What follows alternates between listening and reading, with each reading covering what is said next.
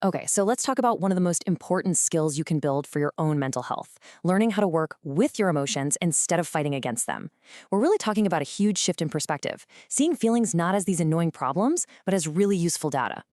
You know that feeling, right? That wave of anxiety or frustration hits, and your first instinct is just to shove it down, ignore it, and try to get on with your day.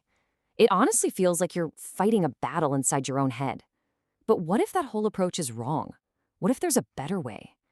And this, right here, lays it out perfectly. You've got two main choices. On the one hand, there's suppression, which is basically what we just talked about, fighting the feeling, trying to lock it away. But on the other hand, you have processing. And that's all about listening to what that emotion is trying to tell you, like it's a signal. Today, we're going to focus on how to build that processing muscle. But first, let's be really clear about why just bottling it up is such a bad idea. We're going to get into the science of what's actually happening in your brain when you try to ignore your feelings. And spoiler alert, your brain does not like it one bit. So, look at what's going on under the hood. When you suppress an emotion, your brain's threat center, that's the amygdala, it stays totally fired up. At the exact same time, the part of your brain that's supposed to be in control, the prefrontal cortex, it actually gets weaker. It's like your alarm system is blaring, but your ability to turn it off goes offline. Plus, your body gets flooded with stress hormones, and that feeling you tried so hard to bury? Oh, it's coming back. And usually, it's even stronger than before. Yeah, psychologists actually have a name for this. It's called the rebound effect. The best way to think about it is like trying to hold a beach ball underwater. You can do it, sure, but it takes a ton of effort, right? And the second you get distracted, that ball shoots up to the surface with way more force. That's exactly what happens with your emotions. All right, so if we know suppression is a disaster, what's the alternative? Well, the good news is that processing your emotions isn't some kind of superpower you're born with. It's a skill. It's something you can literally train your brain to do. So let's walk through the 5-step process for how to do it. And here it is. This is the whole roadmap. Notice, label, allow, investigate, and express. It might seem like a lot at first, but it's really straightforward once you get the hang of it. We're going to break down each of these steps one by one.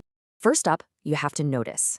This is all about checking in with your body. Where are you feeling this? Is it a tightness in your chest? A pit in your stomach? Just become aware of the physical sensation. Then you move right into step 2, which is summed up perfectly by this little phrase: name it to tame it. This is so cool. Neuroscience shows that when you give the feeling a specific label, like saying I'm feeling disappointed instead of just I feel bad, it actually helps calm down your brain's alarm system. You're bringing your thinking brain online to help out.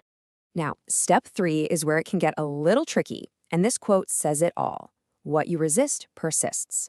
Your job here is to allow the feeling to just be there for like 60 to 90 seconds.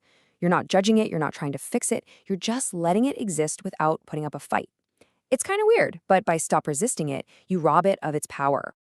Okay, once you've allowed the feeling, now it's time for step 4, investigate. This is where you become a bit of a detective. You get curious about the story your mind is telling you. So let's look at this example for anxiety. The automatic thought that pops up is, I'm going to fail this presentation. The investigation step is where you do a reality check. You ask yourself, is that 100% true? Well, actually, I'm pretty well prepared, and I've done this kind of thing before. See what you're doing? You're separating the emotion from the story. And that brings us to the final crucial step, express. Think of an emotion as a burst of energy. It has to go somewhere. So to really complete the process, you need to give that energy a safe place to go. And that can be anything, really. Writing it out in a journal, talking it over with a friend, going for a walk, listening to music, anything that helps you release that built-up energy so it doesn't stay stuck inside you. Now, as you start trying this out, it's pretty normal to fall into a few common traps. So let's just quickly cover what to watch out for so you can kind of troubleshoot as you go. First, watch out for intellectualizing. That's where you're thinking about the feeling instead of actually feeling it. Then there's toxic positivity. That little voice that says, oh, I shouldn't feel sad, I should just be grateful. Another huge one is avoidance, just keeping yourself so busy that you never have a quiet moment to feel anything. And finally, try to drop the judgment. There are no good or bad emotions. They are all just signals. And that idea that they're all just signals, that brings us to maybe the most powerful mindset shift of all. When you get good at this, you completely change your relationship with your emotions. Because here's the amazing part. Every single time you go through these 5 steps, you are doing something incredible inside your own head. You are tapping into what's called neuroplasticity.